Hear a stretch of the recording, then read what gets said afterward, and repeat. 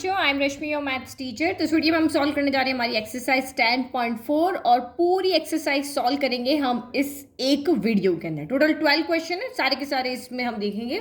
And I hope आपने introduction video देख लिया है और बहुत सारे बच्चों ने तो एक्सरसाइज सॉल्व करके मुझे कमेंट बॉक्स में मैसेज भी कर दिया। तो हम यहाँ पे वैक्टर के दो वैक्टर्स का प्रोडक्ट कैसे करते हैं उसका हम यहाँ पे क्रॉस प्रोडक्ट वाला मैथड देख रहे हैं, ए क्रॉस बी वाला। ठीक है, चलो अब क्वेश्चन को देखते हैं। Find magnitude of A cross B if A is this and B is this. तो बहुत इजी है, पहले आपको ए क्रॉस बी निकालना है और उसके बाद में उसका क्या कर देना है, मैग्नीट्यूड निकालना है। तो ए क्रॉस बी निकालने के लिए दो मेथड बताए थे, बट हम वो मैट्रिक्स की फॉर्म में अरेंज करते हैं, वो वाला मेथड करेंगे क्योंकि वो मेथड हमारे लिए ज़्यादा यहाँ पर ईजी है। ये वाला दो मेथड बताए थे, एक ये वाला मेथड है बड़ा लेंथी सा और ये हमारा इजी सा मेथड है, ये मैट्रिक्स हमें सॉल्व करने भी आती है। ठीक है, तो ए क्रॉस बी निकालें तो हम मैट्रिक्स की फॉर्म में अरेंज करते हैं। तो आई जे के लिखना है।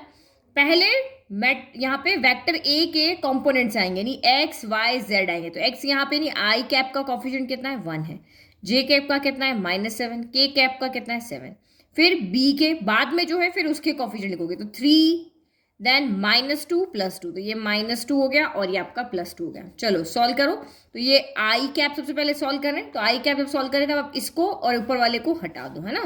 तो ये 4 नंबर आपको दिख रहे हैं, तो इधर इसका इससे करेंगे, फिर माइनस इसका इससे करेंगे। तो -7 × 2 कितना हो गया, तो -7 × 2 हो गया -14। फिर फॉर्मूले का माइनस और अगर 7 × -2 कितना हो गया, -14, लेकिन फॉर्मूले का माइनस उसको क्या बना देगा, प्लस बना देगा, 2 माइनस हो रहे हैं। फिर आई के बाद आई प्लस का होता है, जे आपका माइनस का होता है। तो अब आप क्या करोगे, इसको भूल जाओगे। तो 2 1 जा, तो ये आपका 2 हो गया, -7 3 जा 21 हो गया। फिर प्लस आपका यहाँ पर क्या हो गया, के कैप हो गया, तो ये आपने इसको छुपा दिया। -2 × 1, तो ये -2 हो गया। अब ये माइनस और फॉर्मूले का माइनस मिलके प्लस और 7 3 जा जो कितना हो गया, ये आपका 21 हो गया। काम खत्म, बस इसको सॉल्व कर लो। तो 14 - 14 क्या हो गया, 0 आई कैप। 21 में से 2 गया तो माइनस का 19 बचा, तो माइनस माइनस प्लस, तो ये प्लस का 19 आपका जे कैप हो गया। 21 में से 2 गया तो ये प्लस का आपका 19 के कैप हो गया। अब आपको कह रहे हैं कि आप इसका क्या निकालो, मैग्नीट्यूड निकालो। तो मैग्नीट्यूड निकालने का फॉर्मूला क्या होता है, √ऑफ x² + y² + z²। तो x 0 y 19 z भी आपका 19 है, तो ये हो गया 0 का स्क्वायर + 19 का स्क्वायर + 19 का स्क्वायर। तो देखो स्क्वायर है तो रूट से बाहर आ सकता है, तो 19² 2 टाइम्स आ रहा है, तो मैंने लिख दिया 2 टाइम्स 19²। 0 का तो कोई मतलब ही नहीं है, 19² 1 टाइम, 19² 2 टाइम, तो 2 टाइम 19² हो गया। तो 19 के तो पेयर बन रहे हैं, ये बाहर आ जाएगा और रूट के अंदर आपका 2 रह जाएगा। तो ये आपका यहाँ पर आ गया magnitude of vector A cross vector B. ठीक है, तो ये हमने लिख लिया। Now question 2। तो क्वेश्चन 2 यहाँ पे क्या कह रहा है, find a unit vector perpendicular to each of the vector a + b, vector of a + b और वेक्टर ऑफ a - b। तो वेयर a वेक्टर ये है, वेक्टर b है। तो अब देखो यहाँ पे कहीं नहीं लिखा है कि आपको डॉट प्रोडक्ट करना है या आपको क्रॉस प्रोडक्ट करना है। तो अगर आपने इंट्रोडक्शन अच्छे से पढ़ा हो तो हम डॉट प्रोडक्ट कब करते हैं, जब आपको कहे कि शो करो कि वेक्टर ए वेक्टर बी पर परपेंडिकुलर है तो हम डॉट प्रोडक्ट करते हैं। लेकिन जब आपको यहाँ पे कहे कि कोई एक तीसरा वेक्टर यहाँ पे लेकर के आओ जो इन दोनों पे परपेंडिकुलर हो तो हम क्रॉस प्रोडक्ट करते हैं। समझ में आ गया, आपस में परपेंडिकुलर शो करना है तो डॉट प्रोडक्ट करना है, लेकिन कोई तीसरा वेक्टर, लेट कि हमारा वेक्टर सी है, आपको उसको शो करना है कि ये इन दोनों पे परपेंडिकुलर है, किसी तीसरे की बात यहाँ पे हो रही है जो इन दोनों के परपेंडिकुलर शो करना है, तो हम वहां पर क्रॉस प्रोडक्ट करते हैं। तो आपको यहाँ पे यही कह रहा है, फाइंड अ यूनिट वेक्टर। आप एक ऐसा यूनिट वेक्टर फाइंड करके लेकर आओ जो इन दोनों पे क्या हो, परपेंडिकुलर हो। तो ये और ये हमें गिवन नहीं है, तो हमें पहले a + b वेक्टर निकालना पड़ेगा, फिर a - b वेक्टर निकालना पड़ेगा और फिर हमें इसको इन दोनों के ऊपर परपेंडिकुलर शो करना पड़ेगा। तो पहले क्या करें, हम vector a + vector b calculate करें। ठीक है, तो अब हम वेक्टर a + वेक्टर b करते हैं, दोनों वेक्टर्स को ऐड करना है। तो ऐड करना आपको आता है 3i + i यानी कि 1i यानी कि 4i कैप हो गया। फिर 2 + 2 तो ये आपका 4j कैप हो गया, और 2 में से 2 गया क्योंकि एक प्लस का है और एक माइनस का है, तो ये आपका यहाँ पर 0k कैप हो गया।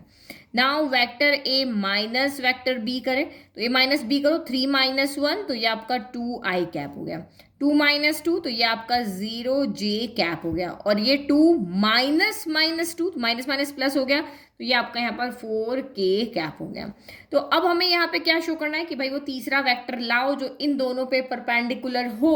तो हम यहाँ पे क्या करेंगे फिर, तो मैंने यहाँ पे लिख दिया now we need to find a vector, हमें वो वेक्टर चाहिए जो इस पर और इस पर परपेंडिकुलर हो। तो वो वेक्टर कैसे आएगा, इन दोनों का क्रॉस प्रोडक्ट करने से। तो ये एक डेफिनेशन थी जो मैंने लिख दी कि we know that vector A cross vector B is perpendicular to vector A and vector B. जो इन दोनों का क्रॉस प्रोडक्ट होगा वो इस पर और इस पर क्या होगा, परपेंडिकुलर होगा। तो अब हमें इन दोनों का क्रॉस प्रोडक्ट निकालना है। अब हमारे पास दो चीज है, मैं इसका इससे प्रोडक्ट क्रॉस प्रोडक्ट भी निकाल सकती हूँ और इसका इससे क्रॉस प्रोडक्ट भी निकाल सकती हूँ, बट हमें पता है कि क्रॉस प्रोडक्ट जो है वो कम्यूटेटिव नहीं होता है।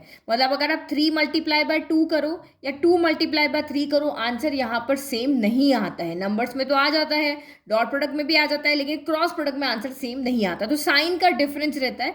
तो एक को हम फाइंड कर लेंगे और उसके साइन यहाँ पे नेगेटिव लगा करके इसके लिए लिख देंगे। तो हम दोनों चीजों से यहाँ पर निकाल सकते हैं। तो चलो करो, तो यहाँ पे हम लिख लेते हैं लेट कि इन दोनों का क्रॉस प्रोडक्ट का जो आंसर आएगा वो वेक्टर हमारा सी आ रहा है। तो करते हैं यहाँ पे। तो अब आपको करना कैसे, क्रॉस प्रोडक्ट तो करना बहुत इजी है। आपको यहाँ पे मैट्रिक्स बनानी है, बस ये मैट्रिक्स आपको पता है, ये आपको वेक्टर पता है, ये वेक्टर पता है, इनकी यहाँ पे क्रॉस प्रोडक्ट करना है। तो क्या करोगे आप, मैट्रिक्स बनाओगे। तो ये आई कैप हो गया, ये जे कैप हो गया, ये आपका के कैप हो गया। पहले ए प्लस बी के वेक्टर जो है उसके कोफिशिएंट रखो, तो 4 4 0, तो यहाँ लिख दो 4 4 0। फिर ए माइनस बी के रखो तो 2 0 4 हो गया। तो ये आपका 2 हो गया, ये 0 हो गया, ये 4 हो गया। अब इसको सॉल्व करो। ये आपका वेक्टर सी चल रहा है ना, हमें यहाँ से वेक्टर सी मिलेगा, इसको हमने वेक्टर सी कह दिया। तो पहले आई कैप रख लो, तो अब इसको छुपा दो। तो 4 4 द 16 माइनस क्या हो गया, 0 हो गया। 16 माइनस 0 16 हो गया। फिर माइनस का जे कैप, तो ये छुप गया। 4 4 द 16 माइनस 0, तो अगेन आपका यहाँ पे 16 हो गया। फिर प्लस आपका यहाँ पर होगा के कैप, इसको छुपा दो। तो 4 0 द 0 माइनस 4 2 ज़ा 8, तो ये आपका यहाँ पर माइनस का 8 हो गया। यानी कि आपका सी वेक्टर, वो वेक्टर जो इन दोनों के ऊपर परपेंडिकुलर है, वो कौन सा है, तो 16 आई कैप माइनस 16 जे कैप माइनस का 8 यहाँ पे क्या है, के कैप है। ठीक है, तो हमें ये वेक्टर नहीं निकाल के लाना था, हमें उसको क्या करना है, फाइंड अ यूनिट वेक्टर। हमें क्या निकालना है यहाँ पे, यूनिट वेक्टर निकाला। तो यूनिट वेक्टर यहाँ पे किस तरह से आएगा, इस वेक्टर का यूनिट वेक्टर निकाल लो। तो इस वेक्टर का यूनिट वेक्टर अगर आपका हो तो क्या होता है, सी कैप होता है। तो सी कैप आपका यहाँ पे किस तरह से निकालते हैं, तो सी कैप निकालने का हमारे पास फॉर्मूला होता है 1 upon magnitude of vector C into vector C. यही फॉर्मूला होता है ना, किसी भी वेक्टर का यूनिट वेक्टर हम इसी फॉर्मूले से तो निकालते हैं, याद है ना आपको, सब थोड़ी ना भूले हो। तो बस ये काम करना है, आंसर जो आ गया वो हम यहाँ पे बता देंगे। चलो, तो सबसे पहले ये तो हमें पता है वेक्टर सी, तो मैग्नीट्यूड निकाल लेते हैं। तो मैग्नीट्यूड ऑफ वेक्टर सी यानी वही हमारा formula X square plus Y square plus आपका जेड स्क्वायर हो गया।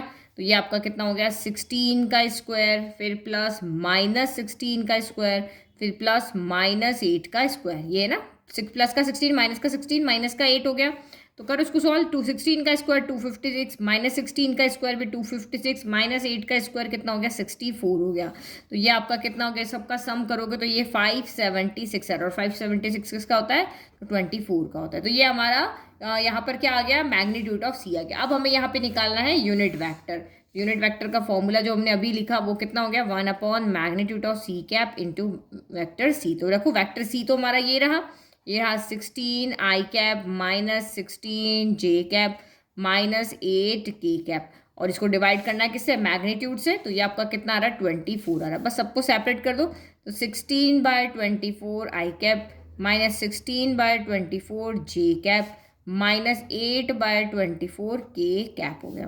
तो ये 16 का आपके यहाँ पे 8 की टेबल में आ जाएगा क्या, 2 टाइम 3 टाइम, 2 टाइम 3 टाइम, 8 के 1 टाइम और 3 टाइम। तो ये कितना हो गया आपका, 2 बाय 3 आई कैप माइनस 2 बाय 3 जे कैप माइनस 1 बाय 3 के कैप। तो ये किसका आंसर आया है, अगर हम यहाँ पे प्लस वाले का माइनस वाले के साथ में क्रॉस करते हैं। तो अभी हमारे पास ये भी आ सकता है, क्योंकि आपने वहाँ मैंने स्टार्टिंग में आपको बताया था, देखो एक मिनट यहाँ पे ये तो ये डायरेक्शन के अकॉर्डिंग है ना, तो ये भी इन दोनों पे परपेंडिकुलर है। कैसे परपेंडिकुलर है तो मैंने आपको समझाया था। देखो ये तीसरा वेक्टर है इस तरह से, ये इन दोनों के साथ क्या परपेंडिकुलर दिख रहा है आपको, ये 90 डिग्री का एंगल बन रहा है, इसके साथ भी 90 डिग्री एंगल बन रहा है। तो ये ऊपर की तरफ भी हो सकता है और नीचे की तरफ भी हो सकता है। अगर मैं इन दोनों को इस तरह से हवा में रखूं तो ये परपेंडिकुलर इधर भी हो सकता है और ये परपेंडिकुलर इधर भी हो सकता है। तो दोनों का आंसर में क्या डिफरेंस आता है, सिर्फ नेगेटिव का डिफरेंस आता है। इधर वाले पॉजिटिव होंगे, इधर वाले आपके नेगेटिव होंगे। तो हम यहाँ पे क्या करेंगे, जो दूसरा वाला है इसका प्रोडक्ट, इसके लिए नेगेटिव साइन लगा देंगे।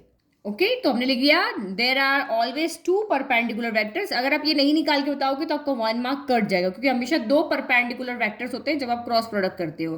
तो हमने ये किया, बस इसके आगे नेगेटिव साइन लगा दिया, जो ये था उसके आगे नेगेटिव अंदर साइन को अंदर लेके चले गए और ये दोनों वेक्टर हो गए, एक ये वाला और इस तरह से फाइनल आंसर लिख दिया। क्वेश्चन नंबर 3 देखो, if a unit vector A, ये आपका वेक्टर है बट कैसा यूनिट वेक्टर ए है, makes angles pi by 3 with I cap, pi by 4 with J cap and acute angle theta with K cap. Then find theta and hence the components of vector A. तो आपको यहाँ पे क्या करना है, question आपको यहाँ पे ये कह रहा है कि आप वेक्टर A के कंपोनेंट्स, वेक्टर A के कंपोनेंट्स क्या होते हैं, वेक्टर A किस फॉर्म में होता है आपका एक्स आई कैप प्लस वाई जे कैप प्लस आपका जेड के कैप होता है। तो ये जो एक्स वाई जेड है ये आपके क्या है, कंपोनेंट्स है। तो ये आपको कह रहा है एक तो एक्स वाई जेड फाइंड करके बताओ और एक आप यहाँ पे थीटा फाइंड करके बताओ, जो थीटा किसके साथ एंगल बना रहा है, के कैप के साथ में। तो देखो ये मैंने यहाँ एक्सिस बना ली। मान लो कोई भी एक वेक्टर हम यहाँ पे ले लेते हैं, ये लेट कि मेरा वेक्टर ए है, ठीक है। अब ये वेक्टर ए जो है वो आई के साथ कितना एंगल बना रहा है, पाई बाय 3। तो ये मेरा पाई बाय 3 हो गया। फिर इसने कहा कि ये जे के साथ पाई बाय 4 एंगल बना रहा है, तो ये मैंने पाई बाय 4 लिख दिया। And an acute angle theta with vector के, तो ये वेक्टर के है तो इसके साथ में ये कितना एंगल बना रहा है, आपका थीटा बना रहा है। तो एक्चुअल में हमें ये थीटा भी निकालना है और ये एक्स वाई जेड की वैल्यू भी यहाँ पे निकालनी है। तो देखो हमें यहाँ पे गिवन क्या है, देखो वेक्टर ए आपका क्या है, एक यूनिट वेक्टर है। तो जब भी कोई वेक्टर का ए आपको यूनिट वेक्टर दिया, दैट मीन्स इसका मैग्नीट्यूड जो है वो कितना होगा, यहाँ पर 1 होगा। तो मैग्नीट्यूड कैसे निकालते हैं, under root of X square plus Y square plus Z square से निकालते हैं ना। तो हमें ये दिया हुआ है और ये इनसे ये आपको दिया हुआ है ना, इससे हम वैल्यू निकालेंगे कैसे, तो डायरेक्शन कोसाइंस का यूज करें। जब भी आपको थीटा निकालना होता है तो हम डायरेक्शन कोसाइंस के पास आते हैं। डायरेक्शन कोसाइंस क्या था हमारा, cos alpha equal to X upon magnitude of vector A, था ना, आपने पिछली एक्सरसाइज में पढ़ा था कि cos beta equal to Y upon magnitude of vector A and cos gamma equal to Z upon magnitude of vector A. तो अब आपको मैग्नीट्यूड वेक्टर ए कितना दिया हुआ है, 1 दिया हुआ है। अल्फा आपको एंगल पता ही है, एक्स आ जाएगा। फिर सेम यहाँ पे भी यही होगा, ये इसकी वैल्यू 1 है, बीटा आपको एंगल पता है, आ जाएगा। ये वैल्यू हम निकाल लेंगे, ठीक है। तो इस तरह से दिमाग में पहले एक स्टोरी बना लेनी है कि कैसे कैसे काम यहाँ पर करना है, ठीक है। तो सारा कुछ जो मैंने आपको एक्सप्लेन किया वो लिख दिया कि हमने जो हमें फाइंड करना है वो वेक्टर मैंने यहाँ पे लिख दिया कि वेक्टर ए जो है एक्स आई प्लस वाई जेड के है, एक्स वाई जेड इसमें कंपोनेंट है और आपको कहा है कि ये एक यूनिट वेक्टर है। तो यूनिट वेक्टर तो इसका मैग्नीट्यूड क्या होगा, 1 होगा। मैग्नीट्यूड निकालने का क्या फॉर्मूला होता है वो हमने यहाँ पे लिख दिया, यही फॉर्मूला होता है। फिर आपको कहा है कि ये वेक्टर ए है, आई के साथ पाई बाय 3, जे के साथ पाई बाय 4 और के के साथ थीटा एंगल बना रहा है। तो हमने इस एक्सरसाइज में कहीं पर भी एंगल फाइंड करने के लिए कुछ नहीं देखा है ना। तो ये एंगल हम डायरेक्शन कोसाइन जो हमने 9.4 में 10.3 में पढ़ा था वहां से हमने लिख लिया। एंगल कितना बनाता है, कॉस सी तो बनाता है, कोसाइन सी है।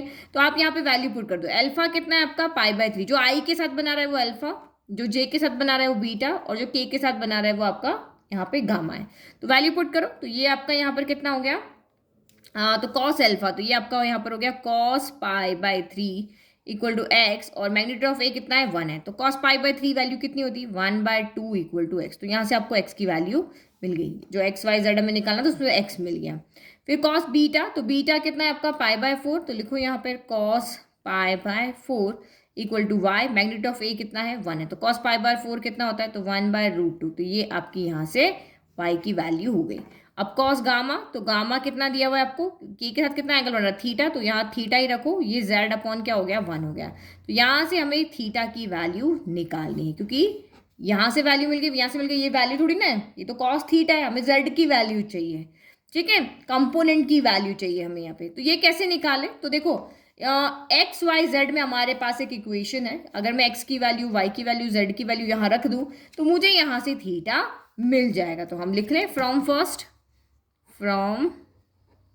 फर्स्ट हमने यहाँ से थीटा फाइंड करने के लिए या जेड फाइंड करने के लिए हम इसके पास जा रहे हैं, तो under root of X square यानी 1/2 का square, under root of Y square यानी 1/√2 का square, under root of Z square यानी कि cos square theta equal to आपका यहाँ से कितना हो गया 1 हो गया। तो ये दोनों साइड में स्क्वायर कर रहे हैं तो रूट हट जाएगा, तो squaring both side, squaring both side, तो ये रूट आ गया इधर 1/2 का स्क्वायर 1/4 हो गया, 1/√2 का स्क्वायर 1/2 हो गया, कॉस स्क्वायर थीटा का कॉस स्क्वायर थीटा ही रहा और 1 का स्क्वायर 1 हो गया, तो 1/2 प्लस 1/4 कितना होता है 3/4, 3/4 इधर चला गया तो 1 माइनस 3/4 हो गया, तो ये आपका कॉस स्क्वायर थीटा कितना हो गया 1 माइनस 3/4 1/4 हो गया, तो कॉस थीटा कितना हो गया, तो ये स्क्वायर इधर आएगा तो क्या हो जाएगा 1/2 हो जाएगा, और थीटा कॉस थीटा के अंदर 1/2 कहाँ होता है, तो कॉस π/3 1/2 होता है, अभी देखा था ना कॉस π/3 1/2, तो थीटा इक्वल टू आपका कितना आ गया यहाँ से π/3 आ गया।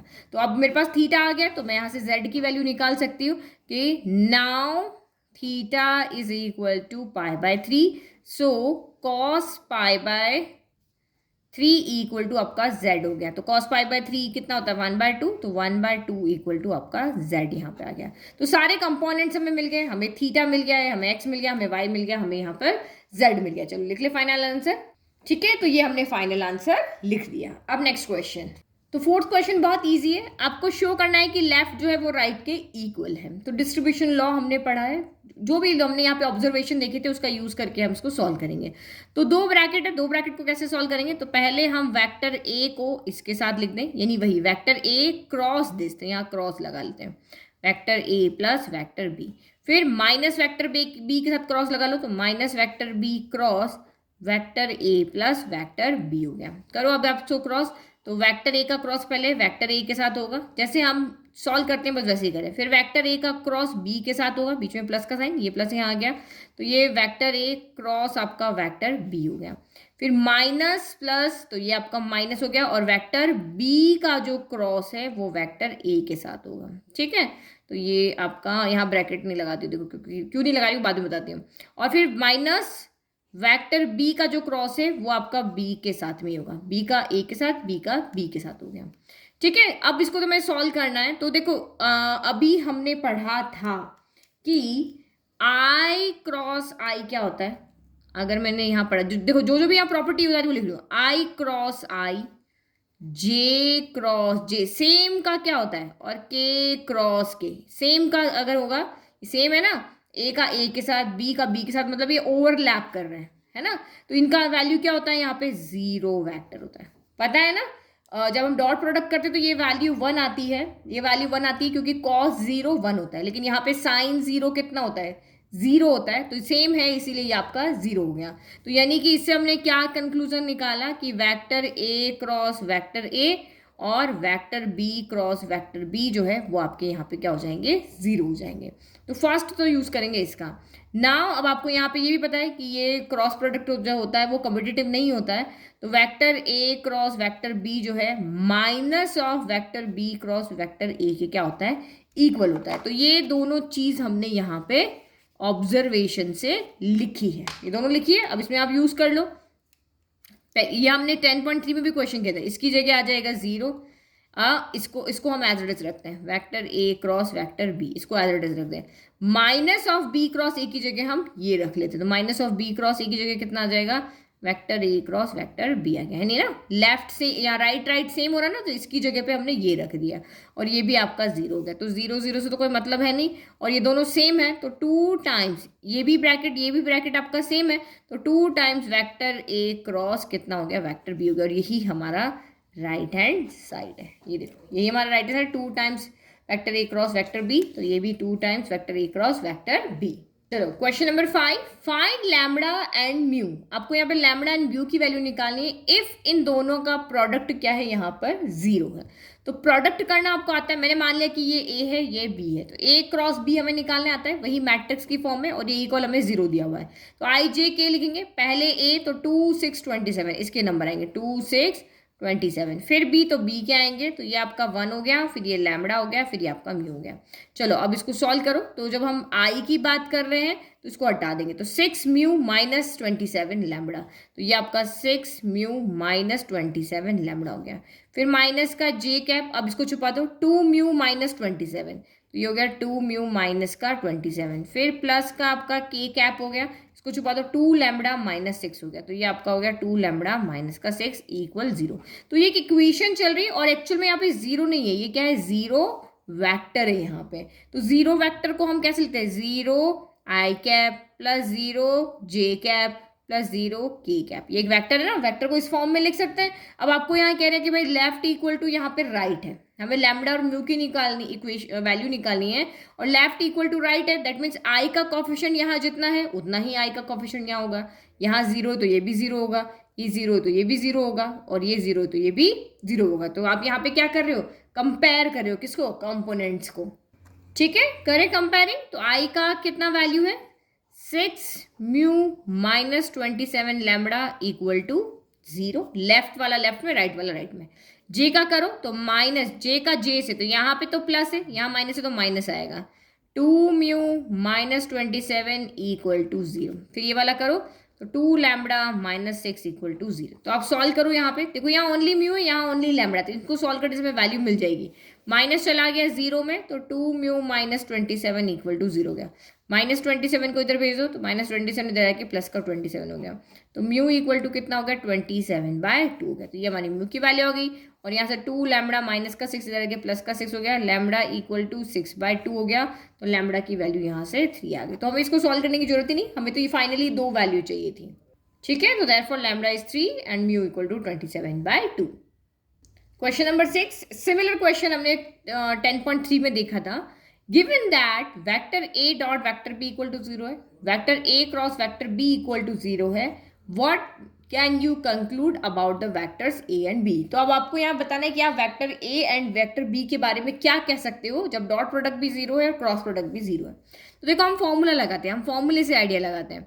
तो यहाँ पे आपका फॉर्मूला क्या कहता है, ए डॉट बी का फॉर्मूला होता है कि vector A magnitude of A magnitude of B cos theta equal to 0। अगर डॉट प्रोडक्ट 0 है तो डॉट प्रोडक्ट का ये फॉर्मूला ये इक्वल टू 0 होगा। तो यहाँ पे हमारे पास 3 मैग्नीट्यूड है, एक ये वैल्यू है, एक ये वैल्यू है, एक ये वैल्यू है।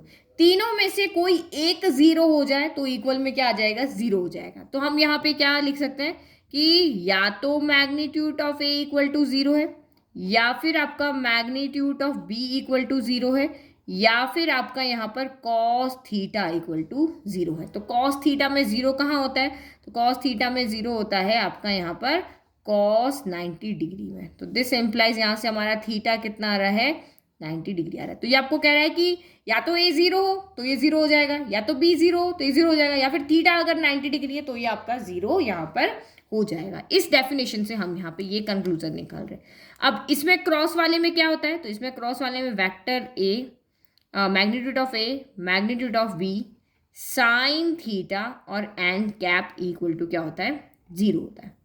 ठीक है, तो ये एन कैप आपका क्या है, ये आपका यूनिट वेक्टर है। ये क्या चीज़ है, आपका यूनिट वेक्टर। और यूनिट वेक्टर की वैल्यू हमेशा यहाँ पे क्या होती है, 1 होती है। तो इसको चाहे देखो या नहीं देखो एक ही बात है ना।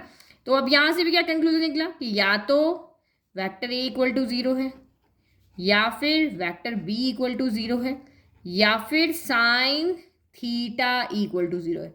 तो साइन थीटा 0 कहाँ होता है, तो साइन थीटा होता है हमारा साइन 0 पर ही, 0 पे ही। तो दिस एम्प्लाइज यहाँ से थीटा कितना आ रहा है, 0 डिग्री आ रहा है। अब सेम वेक्टर है, सेम वेक्टर का आप डॉट प्रोडक्ट भी कर रहे हो, क्रॉस प्रोडक्ट भी कर रहे हो, लेकिन ये कह रहा है कि थीटा की वैल्यू आपकी चेंज आ रही है। ये कह रहा है कि ये वाला डॉट प्रोडक्ट कह रहा है कि नहीं, थीटा 90 होगा तो ये आपका 0 होगा। ये कह रहा है नहीं, थीटा 0 होगा तो ये आपका 0 होगा। तो इसका मतलब थीटा की 2 अलग अलग वैल्यू मिल रही है, इसकी सेम है, इसकी सेम है, लेकिन यहाँ से आपकी थीटा की क्या मिल रही है, अलग अलग वैल्यू मिल रही है।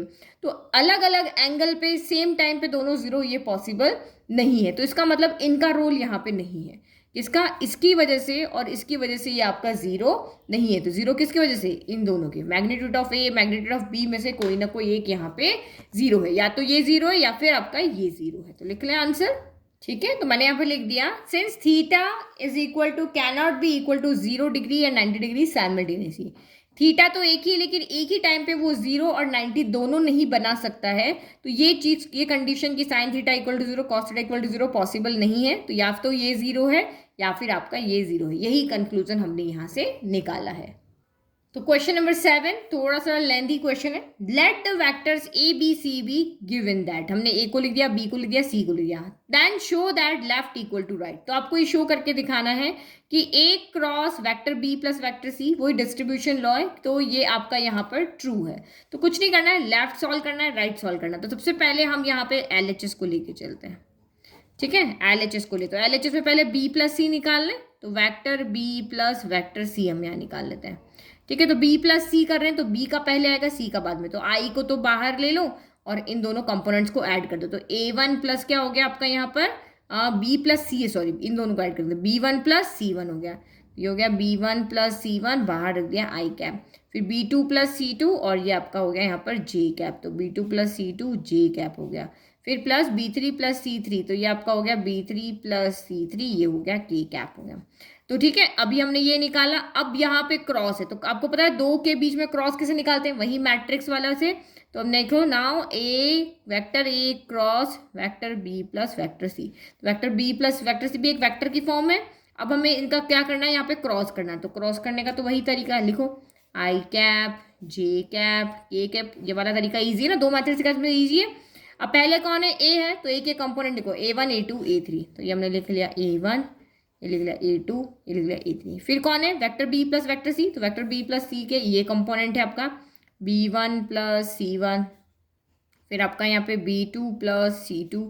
फिर आपका यहाँ पे B3 प्लस कितना है C3 है। चलो करो यहाँ पे प्रोडक्ट। तो आई कैप मैंने सबसे पहले लिख दिया, इसको छुपा दो, इनका प्रोडक्ट कर दो। अंदर ब्रैकेट सीधा का सीधा खोल रहे हैं। A2 का इससे करोगे तो कितना होगा, A2 B3 A2 C3। तो ये हो गया A2 B3 plus A2 C3 हो गया। फिर फॉर्मूले का माइनस, फिर आपका ये हो गया A3 B2, बिल्कुल बच्चों जैसा क्वेश्चन है, और A3 C2। और क्योंकि this multiply by this minus of this होता है, तो यहाँ दोनों क्या हो गए आपके, माइनस की साइन आ गए। फिर नेक्स्ट आपका यहाँ पे प्लस का, सॉरी प्लस का नहीं, माइनस का, यहाँ माइनस का जे कैप हो गया। जे कैप हो गया, इसको छोड़ दो। तो A1 B3 A1 C3 लिखो, A1 B3 plus A1 C3, और बाकी का माइनस आएगा, तो हम इधर वाले का जैसे करेंगे। तो A3 B1, तो ये हो गया A3 B1 minus A3 C1 फॉर्मूले की वजह से। फिर प्लस का आपका के कैप हो गया, तो इसको छोड़ दो। A1 B2 A1 C2 हो गया A1 B2 plus A1 C2 minus A2 B1 A2 C1 minus A2 B1 minus A2 C1 हो गया। तो ये हमारा लेफ्ट आ गया। अब हम राइट निकालते हैं। तो राइट निकालने के पहले इन दोनों का क्रॉस करना पड़ेगा। चलो पहले हम यहाँ पे क्रॉस कर लेते हैं। तो राइट हैंड साइड लिख रहे हैं हम। ठीक है, तो राइट हैंड साइड में हम निकालो, पहले वेक्टर ए का क्रॉस निकालो वेक्टर बी के साथ में, इधर कर लेते हैं। और ये वेक्टर ए का क्रॉस निकालो वेक्टर सी के साथ में। तो वेक्टर ए का क्रॉस निकाल रहे हैं, तो यहाँ पे क्या आएगा आपका आई जे के। वेक्टर ए तो इसके कंपोनेंट्स आएंगे A1 A2 A3। तो पहले ये हो गया A1 A2 A3, और वेक्टर बी के B1 B2 B3। करो प्रोडक्ट, सबसे पहले आई कैप हो गया, तो इसको छोड़ देंगे। A2 B3 minus A3 B2, तो ये आपका हो गया A2 B3 minus A3 B2 हो गया। फिर माइनस का जे कैप, तो ये छोड़ दो। A1 B3 minus A3 B1, A1 B3 minus A3 B1 हो गया। ठीक है, फिर प्लस का के कैप हो गया, तो इसको छोड़ दो। A1 B2 minus A2 B1, तो A1 B2 minus A2 B1 हो गया। ठीक है, फिर ये वाला करो यहाँ पे, तो ये आपका कितना हो गया आई जे, और ये हो गया के। चलो ए के तो वही होंगे कंपोनेंट A1 A2 A3, सी के क्या होंगे C1 C2 C3 हो गया। चलो करो, आई कैप को एज इट इज रख दिया, ये छुपा दो। A2 C3, तो ये हो गया A2 C3 minus A3 C2 हो गया। फिर माइनस का जे कैप हो गया, उसको छुपा दिया। A1 C3 A3 C1, A1 C3 minus A3 C1। ये क्वेश्चन कभी एग्जाम में आपको पूछने वाले नहीं हैं। तो ये के को छुपा दिया। A1 C2 A2 C1, तो A1 C2 minus A2 C1 हो गया। अब आपको यहाँ पे क्या करना है, इन दोनों के बीच में क्या साइन है, तो इन दोनों को आपको क्या करना है, प्लस करना है। तो बस कर लेते हैं, यहीं पे प्लस हो जाएगा।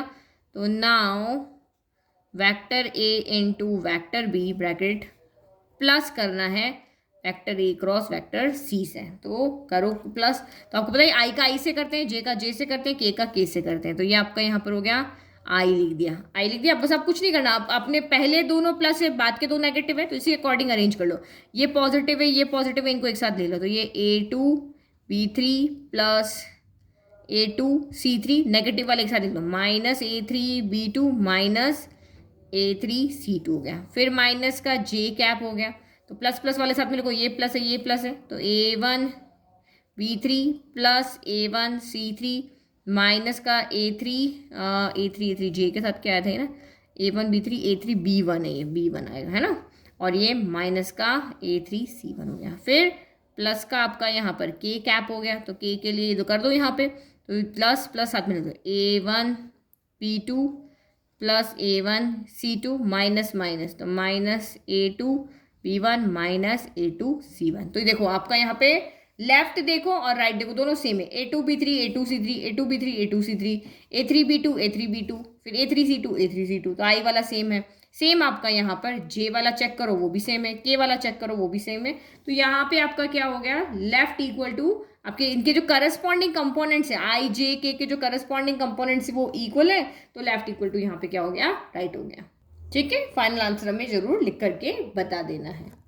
तो ये सिमिलर क्वेश्चन हमने या सेम क्वेश्चन यहाँ डॉट के लिए हम 10.3 में कर चुके हैं, तो सेम वैसी तरह से करना है कि ये क्या कह रहा है कि if either vector A equal to 0 हो या वेक्टर बी इक्वल टू 0 हो तो ए क्रॉस बी 0 होता ही होता है। ये तो हमें पता है कि इन दोनों में से कोई भी एक अगर 0 हो जाएगा तो क्यों, क्योंकि vector A cross vector B क्या होता है, magnitude of vector A magnitude of vector B sine theta and cap के इक्वल होता है। तो या तो ये 0 हो गया तब भी 0, ये 0 हो गया तब भी 0, तो A cross B vector A cross B क्या होगा, इन दोनों में से किसी एक के 0 होने पर 0 हो ही जाएगा। इज द कन्वर्स ट्रू, अब आपको ये पूछ रहा है क्या इसका कन्वर्स ट्रू होगा, दैट मीन्स अगर ये 0 के इक्वल है तो क्या जरूरी है कि इन दोनों में से किसी एक को 0 होना पड़े, तो नहीं होगा। ऐसा क्यों नहीं होगा, क्योंकि ये भी 0 ना हो ये भी 0 ना हो, लेकिन थीटा की वजह से ये आपका 0 हो सकता है। तो इनके 0 होने पर ये 0, क्योंकि ये वाला जो हमारा लेफ्ट हैंड साइड है वो चाहे ये 0 चाहे ये 0 चाहे ये 0, इन तीनों में से कोई एक 0 होने पर ये 0 हो जाएगा। लेकिन ये अगर 0 के इक्वल है तो जरूरी नहीं है कि ये 0 हो या फिर ये 0 हो, ये भी 0 हो सकता है। तो वही कन्वर्स हमें यहाँ पे इसको बताना है, justify your answer with an example. ठीक है, तो यही हम एक एग्जाम्पल लेके शो कर दें। चलो, तो हमने यहाँ पे कोई एक वेक्टर ए लिया आई जे के 0 के इक्वल नहीं है, तो 0 वेक्टर हमारा कौन सा होता है, जिसमें 0 आई कैप प्लस 0 के कैप प्लस 0 के कैप होता है, जे कैप और के कैप होता है। तो ये तो हमारा 0 वेक्टर नहीं है। अगर ये 0 वेक्टर नहीं है तो इसका मैग्नीट्यूड भी 0 के इक्वल नहीं आएगा। मैग्नीट्यूड ऑफ वेक्टर ए कितना आएगा, under root of 1 square plus 1 square plus 1 square यानी कि 3 आएगा, है ना। तो 0 के इक्वल नहीं है ना, ये भी नहीं है। ठीक है, तो कैसे 0 होगा, नहीं होगा। अगर ये आप देखो तो यहाँ मैग्नीट्यूड ऑफ वेक्टर बी कितना आएगा, तो magnitude vector B 2 square plus 2 square plus 2 square, ये 4 प्लस 4 प्लस 4 यानी कि अंडर रूट ऑफ 12 आ जाएगा। अब इसमें से आप निकाल लोगे बाहर ना, तो ये 2√3 आ जाएगा। तो ये भी 0 के इक्वल नहीं है। अब देखते हैं ए क्रॉस बी का क्या होता है। ए क्रॉस बी ऐसे हम अरेंज करके करते हैं। तो ये आई कैप हो गया, आई कैप हो गया ना, इसको भूल जाओ, 2 1 जा 2 2 1 जा 2, तो 2 - 2 हो गया। फिर माइनस का जे कैप करो, तो जे को छुपा दो, 2 1 जा 2 2 1 जा 2, तो ये भी 2 - 2 हो गया। फिर प्लस का के कैप, ये कैसे लेना है ये मैं आपको पिछले एक्सरसाइज में समझा चुकी हूँ, है ना। तो इसलिए मैंने यहाँ पे नहीं बताया कि यहाँ पे कोई भी एक ले लो और उसके कॉफिशिएंट, यानी 2 2 2 यहाँ रख दिया तो यहाँ 4 4 4 ऐसे कुछ भी कर सकते हो आप। के कैप कितना हो गया, तो इसको छोड़ दो, तो 2 1 जा 2 2 1 जा 2, तो 2 - का 2 हो गया। तो 2 - का 2 क्या हो गया, 0 आई कैप, 2 - 2 क्या हो गया, तो 0 जे कैप, और 2 - 2 क्या हो गया, 0 के कैप। तो यानी कि ये आपका यहाँ पर क्या हो गया, 0 वेक्टर हो गया। ये 0 वेक्टर हो गया ना, तो हमने शो कर दिया कि हमारा ए क्रॉस बी तो 0 के इक्वल है, लेकिन वेक्टर ए और वेक्टर बी 0 के इक्वल नहीं है। तो इधर से इधर ट्रू हो सकता है, बट इधर से इधर ट्रू नहीं हो सकता, क्योंकि यहाँ पे साइन थीटा की वजह से भी ये 0 हो सकता है। ठीक है, तो हमने लिख दिया कि वेक्टर ए 0 के इक्वल नहीं, बी 0 के इक्वल नहीं, बट ए क्रॉस बी आपका 0 आ रहा है, इसका मतलब कन्वर्स जो है वो आपका ट्रू नहीं है। Next easy question, find the area of the triangle with vertices A B and C. तो दिमाग में आपको रखना है कि ये 3D में है ना, जैसे हमने 9.3 में मैंने आपको पूरा समझाया था, ये ट्राइंगल जो है आपका यहाँ पर क्या है 3D है, इस तरह से यहाँ पे ये ट्राइंगल बन रहा है, ये ओ करके, है ना। तो एरिया ऑफ ट्राइंगल का फॉर्मूला तो हमने पढ़ा था कि half of A B, vector A B cross vector यहाँ पे क्या हो जाएगा, ए सी का मैग्नीट्यूड। ठीक है, तो अब आपकी इच्छा है कि आप ए का पोजीशन वेक्टर ओ ए निकालो, ओ के यहाँ पे क्या होंगे 0 0 0, बी का पोजीशन वेक्टर निकालो, सी का पोजीशन वेक्टर निकालो, फिर उसके बाद में आप ए बी निकालो, ए सी निकालो, या आप डायरेक्ट यहाँ पे कर सकते हो। क्योंकि मैंने आपको पिछली एक्सरसाइज में समझाया था कि डायरेक्ट ए बी कैसे निकाला जाता है। तो डायरेक्ट ए बी निकालने के लिए हमारे पास फॉर्मूला होता है कि ए बी वैक्टर यहाँ पे क्या हो जाएगा, vector B minus vector A होता है। तो बी के कॉफिशिएंट में से ए के कॉफिशिएंट को सब्ट्रैक्ट कर दो, तो 2 - 1 तो ये आई कैप हो गया, 3 - 1 2 तो ये 2 आपका जे कैप हो गया, और 5 - 2 तो ये आपका यहाँ पर 3 कितना हो गया, के कैप हो गया। तो ये डायरेक्ट तरीका है, आप यहाँ से अपने वेक्टर्स निकाल सकते हो, क्योंकि हमें वेक्टर का यहाँ पे क्या करना है, क्रॉस करना है। तो ये हमारा पहला वेक्टर आ गया। नाउ दूसरा, अब यहाँ पे ए सी वैक्टर निकालो, तो ए सी वैक्टर क्या होगा, vector C minus vector A हो जाएगा, vector C minus vector A. तो सी माइनस ए करो तो ये सी है, ये ए है, 1 - 1 तो 0 आई कैप, 5 - 1 तो ये आपका यहाँ पर हो गया 4 जे कैप, फिर 5 - 2 तो ये आपका यहाँ पर हो गया 3 के कैप हो गया। तो ये हमारे पास कितना आ गया, ए सी वैक्टर आ गया। अब हमें इन दोनों वैक्टर्स का क्या करना है, क्रॉस निकालना है, फिर उसका मैग्नीट्यूड निकालना है। तो लिखो यहाँ पे, नाउ एक सेकेंड, ठीक है। तो अब इनका हम क्रॉस कर देते हैं। तो क्रॉस आपको करना आते हैं वही मैट्रिक्स फॉर्म में। तो सबसे पहले ए बी है, ए बी के कंपोनेंट्स आएंगे 1 2 -3, तो लिखो 1 2 -3। अब ए सी के लिखो तो 0 4 3 हो गया, तो ये हो गया 0, ये हो गया 4, ये आपका यहाँ पर हो गया कितना 3। अब इसको सॉल्व करो, आई कैप हो गया 3 2 6 माइनस माइनस का 12, तो ये कितना हो जाएगा 6, और एक सेकेंड कुछ गड़बड़ किया है यहाँ पे, है ना, 5 - 2 यहाँ पे प्लस का 3 आएगा, है ना, तो यहाँ प्लस का 3 आएगा। तो ये कितना हो गया 3 2 6 माइनस का 12 हो गया, फिर माइनस का जे कैप हो गया, तो जे के लिए छोड़ दो, 3 1 3 -0, तो ये 3 माइनस का 0 हो गया, फिर प्लस का आपका के कैप, तो इसको छोड़ दो, 4 1 4 -0 हो गया, तो ये 4 माइनस का 0 हो गया। तो ये कितना हो गया, 12 में से 6 गया तो माइनस का 6 आई कैप, और ये 3 में से 0 3, तो माइनस का 3 जे कैप, और ये आपका यहाँ पर हो गया 4 के कैप हो गया। नाउ अब हमें क्या करना है, इसका मैग्नीट्यूड निकालना है। तो magnitude of vector A B cross vector A C, तो वो कितना हो जाएगा, √(x² + y² + z²। तो x² कितना हो गया, तो -6 का स्क्वायर, फिर y कितना है, तो -3 का स्क्वायर, फिर z कितना है, तो 4 का स्क्वायर है। करो, -6 का स्क्वायर 36, -3 का स्क्वायर 9, 4 का स्क्वायर 16, तो ये आपका कितना हो गया, √61 हो गया। तो नाउ एरिया लिख लेते हैं। अब हमारा एरिया ही तो बचा है, तो area of triangle A B C, area हमेशा क्या होगा, एक मैग्नीट्यूड की फॉर्म में आएगा। तो ये फॉर्मूला हो गया magnitude of half of A B cross A C हो गया। तो ये हो गया half of magnitude of A B cross A C कितना आ रहा है, √61। तो ये आपका हो गया यहाँ पे √61/2, और एक एरिया है तो यूनिट स्क्वायर लिख लेते हैं। ठीक है, तो ये रहा हमारा एरिया निकालने का फॉर्मूला, और उसका आंसर। फॉर्मूला भी कैसे करना है, कैसे साइड्स निकालनी है, आपको सब पता चल गया। तो क्वेश्चन नंबर 10 क्या कह रहा है, find the area of the parallelogram whose adjacent sides are determined by the vectors A and vector B.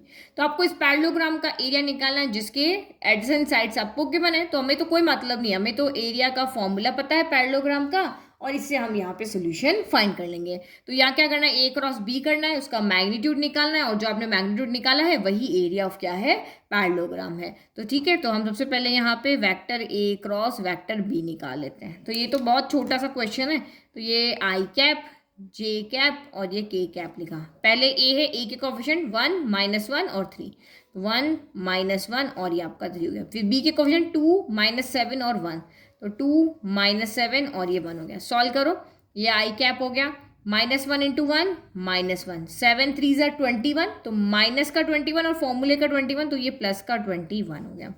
फिर माइनस का जे कैप, इसको छुपा लो, 1 1 = 1, 3 2 = 6, तो 1 माइनस का 6 हो गया। फिर प्लस का आपका के कैप, तो इसको छुपा लो, -7 और ये माइनस माइनस प्लस का 2, तो -7 आपका +2, 2 माइनस हो रहे ना इसीलिए। तो आई कैप और यहाँ पे आपका 20 बच गया, माइनस का जे कैप माइनस का 5 बच गया, प्लस का के कैप यहाँ भी माइनस का 5 बच गया, तो यानी क्या बचा 20i cap plus 5j cap minus 5k cap बच गया। अब आपको क्या निकालना है, इसका मैग्नीट्यूड निकालना है, क्योंकि एरिया ऑफ पैरेललोग्राम यही होता है। तो now magnitude of A cross B, तो कितना हो जाएगा अंडर रूट ऑफ 20 का स्क्वायर, फिर ये हो गया 5 का स्क्वायर और ये हो गया माइनस 5 का स्क्वायर। चलो करो, 20 का स्क्वायर कितना हो गया, तो 400, 5 का स्क्वायर 25 माइनस 5 का स्क्वायर भी 25, तो ये कितना हो गया अंडर रूट ऑफ 450 हो गया। 450 के फैक्टर बना लो, तो ये कितना हो जाएगा 25 इंटू 9 इंटू 2 हो जाएगा। जिनकी पेयरिंग बन रही है उनको मैंने एक साथ लिया, 25 बाहर आ जाएगा 5, 9 बाहर आ जाएगा 3, अंदर आपका रूट 2 बच जाएगा। तो ये 5 3 15 रूट 2 स्क्वायर, यूनिट स्क्वायर लिख दो है ना, यूनिट स्क्वायर। तो ये आपका क्या हो गया, एरिया ऑफ पैरेललोग्राम हो गया। ठीक है, ये तो दोनों क्वेश्चन बहुत इजी थे। नेक्स्ट देखो जो दो ऑब्जेक्टिव बचे हैं। नाउ क्वेश्चन 11 देखो, let the vectors vector A and vector B B such that magnitude of vector A is 3, magnitude of vector B is √2/3, then vector A cross vector B is a unit vector. तो vector A cross vector B एक unit vector है, that means क्या होगा, इसका magnitude जो होगा इन दोनों को सॉल्व करके जो हमारा यहाँ पर वेक्टर बनेगा ना, उसका जो मैग्नीट्यूड होगा वो कितना होगा, यहाँ पर 1 होगा। If the angle between vector A and vector B is what, तो एंगल हमें यहाँ पे फाइंड करना है कि भाई इन दोनों वेक्टर के बीच में ये जो थीटा बन रहा है वो कितना बन रहा है। ये गिवन है, ये गिवन है, ये गिवन है, थीटा कितना बन रहा है। तो यहाँ क्रॉस है, तो हमने क्रॉस वाला फॉर्मूला यहाँ पर लगा दिया। अब आपको यहाँ पे ये वैल्यू गिवन है पुट कर देंगे, ये वैल्यू गिवन है पुट कर देंगे, ये थीटा हमें फाइंड करना है। बट यहाँ पे वैल्यू जो है ना वो आपको यहाँ पे यूनिट वेक्टर की गिवन है, यानी कि इसके मैग्नीट्यूड की वैल्यू गिवन है। तो हमें सबसे पहले यहाँ पे क्या करना पड़ेगा, यहाँ मॉड्यूलस लगाना पड़ेगा, किधर, इधर भी इधर भी। तो यहाँ पे लिख लो टेकिंग मॉड्यूलस। ठीक है, तो यहाँ क्या हो जाएगा, magnitude of vector A cross vector B हो जाएगा। एक मॉड्यूलस पहले से लगा हुआ है और लगाने की जरूरत नहीं, क्योंकि एक इनफ होता है नेगेटिव को पॉजिटिव बनाने के लिए, चाहे 10 लगा लो कोई फर्क नहीं पड़ेगा। ये वेक्टर बी के ऊपर यहाँ पे पहले से लगा हुआ है, कोई फर्क नहीं पड़ रहा। साइन थीटा के ऊपर लगाने से मतलब नहीं है, क्योंकि थीटा यहाँ पे क्या होता है, हमेशा 0 से पाई पे के अंदर होता है, 0 से पाई के इक्वल है, उसके बीच में होगा, और साइन थीटा इन सारी वैल्यू पे पॉजिटिव होता है। और ये वेक्टर ऑफ एन कैप हो गया। अब एन कैप यहाँ पे क्या है, एक यूनिट वेक्टर है। कैप का मतलब क्या होता है, यूनिट वेक्टर है, और इसकी वैल्यू क्या होती है, हमेशा 1 होती है। तो इसका मतलब यहाँ पे सबकी वैल्यू रखो, इसकी वैल्यू भी 1 है, इसकी वैल्यू कितनी है, तो 3 है, इसकी वैल्यू कितनी है, तो √2/3 है। साइन थीटा की वैल्यू हमें नहीं पता, और इसकी वैल्यू भी कितनी है, 1 है। तो देखो 3 से 3 कैंसिल हो गया, 1 √2 इंटू 1 1 ही हो गया, √2 इंटू 1 √2 हो गया, √2 को इधर भेज दो, तो 1/√2 इक्वल टू आपका साइन थीटा हो गया। अब आपको पता है साइन थीटा में 1/√2 कहाँ होता है, तो वो होता है साइन π/4 में। कॉस में भी यही होता है और साइन में भी यही होता है, तो साइन π/4 हो गया। ठीक है, ये होता है ना। ठीक है, तो यहाँ 1/√2 साइन π/4, और ये वाला वाला दोनों के लेफ्ट इक्वल है तो राइट इक्वल कर दो, तो sine theta equal to sine π/4, sine से साइन कैंसिल, थीटा कितना हो गया आपका π/4 हो गया। ये हमारा आंसर, थीटा इक्वल टू π/4 का है, तो ऑप्शन बी आपका यहाँ पर राइट है। इजी, तो ये इस तरह से हमने क्वेश्चन को कर लिया। चलो question number 12, last question, area of rectangle. यहाँ हमें रेक्टेंगल का एरिया निकालना है, having vertices A B C D with position vectors. तो हमें यहाँ पे क्या है, ये जो आपका रेक्टेंगल बना है ए बी सी डी, हमें इसके वर्टिसेस नहीं दिए हुए हैं। इसकी वर्टिसेस तो क्या है, ए बी सी डी है, लेकिन इसके हमें पोजीशन वैक्टर्स यहाँ पे गिवन है। तो पोजीशन वैक्टर्स क्या होते हैं कि भाई ये क्या पोजीशन है, तो ओ ए हमें गिवन है, ओ बी हमें गिवन है, हमने 10.3 में अच्छे से पढ़ा था ना, ओ सी हमें गिवन है, ओ डी हमें यहाँ पर गिवन है। अब आपको कह रहे हैं आप इसका एरिया निकाल करके बताओ, तो एरिया का फॉर्मूला क्या होता है, एल इंटू बी होता है। ये वाला आपका ए बी और हम बी सी ले लेते हैं। ठीक है, तो हाँ यहाँ पे हो जाएगा, तो लेंथ और ब्रेथ अब हमें यहाँ से चाहिए जब इसका एरिया निकालना है, क्योंकि रेक्टेंगल भी एक तरह से पैरेललोग्राम है, तो हमने वही फॉर्मूला दिया कि भाई एक हमने लेंथ ले लिया, एक हमने यहाँ पे ब्रेथ यानी चौड़ाई, लंबाई और चौड़ाई हमने यहाँ पे ले लिया। बट अभी हमें इसका वेक्टर नहीं पता, तो हमें यहाँ से इसका वेक्टर निकालना पड़ेगा। तो ए बी वैक्टर यहाँ पे क्या हो जाएगा, तो ए बी वैक्टर आपका वही ओ बी वैक्टर माइनस ओ ए वैक्टर हो जाएगा। तो करो ओ बी माइनस ओ ए, आई माइनस माइनस आई, तो आई प्लस आई यानी 2i कैप हो गया। फिर 1/2 माइनस 1/2 0, तो ये आपका 0j कैप हो गया। फिर 4 माइनस 4, तो ये आपका यहाँ पर 0 के कैप हो गया। ठीक है, फिर ए भी निकाल लिया। अब बी सी निकालो, चाहे बी सी, चाहे आप ये ले लो, या ले लो, ये ले लो, ये ले लो, कोई भी दो इसमें से, मतलब एडजेसेंट वाले लेनी, ये दोनों ले सकते हो, ये दोनों ले सकते हो, ये दोनों ले सकते हो, ये दोनों ले सकते हो, कोई भी दो ले सकते हो ना, रेक्टेंगल तो आपको पता ही है। तो बी सी क्या हो जाएगा, O C vector minus O B का वैक्टर। तो O C minus O B, तो दिस माइनस दिस करना है, ये वाला है। तो आई माइनस आई, तो 0 आई हो गया। फिर माइनस का 1/2, माइनस का 1/2, तो ये आपका हाफ हाफ क्या होता है, 1 होता है, तो माइनस का जे यहाँ पर क्या हो गया, कैप हो गया। फिर 4 माइनस 4, तो ये आपका यहाँ पर क्या हो गया, 0 के कैप हो गया। अब आप यहाँ पे क्रॉस कर सकते हो, हमें ये चाहिए ना, तो नाउ ए बी वैक्टर का क्रॉस बी सी वैक्टर के साथ में, तो करो, वेक्टर क्रॉस करना तो आता है हमको। आई जे हो गया, ये के हो गया, 2 0 0, तो 2 0 0 0, फिर -1, फिर 0, करो यहाँ पे सॉल्व। आई कैप हो गया, जिसको छोड़ दो, 0 0, तो ये तो 0 ही आ गया। फिर माइनस का जे कैप, तो ये छोड़ दो 0, और ये भी 0, तो 0 -0 हो गया। फिर प्लस का के कैप, तो ये छोड़ दो, तो 2 -1 इंटू 2, तो माइनस का 2, और ये 0 इंटू 0, माइनस का 0 हो गया। तो ये कितना बचा, 0 आई कैप माइनस 0 जे कैप, और ये माइनस का 2 के कैप हो गया। अब इसका हमें क्या निकालना है, मैग्नीट्यूड, तो मैग्नीट्यूड निकालो, magnitude of A B cross B C, ये कितना हो जाएगा, √(x² + y² + z², तो ये कितना हो गया, 0² + 0² + -2 का स्क्वायर, तो -2 का स्क्वायर 4 हो गया, 4 रूट में से बाहर आके 2 आ गया, तो 2 यहाँ पे हमारा क्या हो गया, आंसर, कि भाई इस रेक्टेंगल का एरिया कितना आएगा, 2 आएगा। तो ये हमें पोजीशन वेक्टर्स गिवन है, तो पोजीशन वेक्टर की फॉर्म में लिखना है। वर्टेक्स गिवन है, तो कैसे हमने पीछे निकाला यहाँ पे वेक्टर्स को, तो ये सारी चीज़ें आपको ध्यान रखनी है। तो ये हमारी एक्सरसाइज 10/4 हो गई खत्म। वीडियो समझ में आया तो लाइक करें, चैनल को सब्सक्राइब करें, नोट्स का लिंक डिस्क्रिप्शन में दिया हुआ है। Thank you.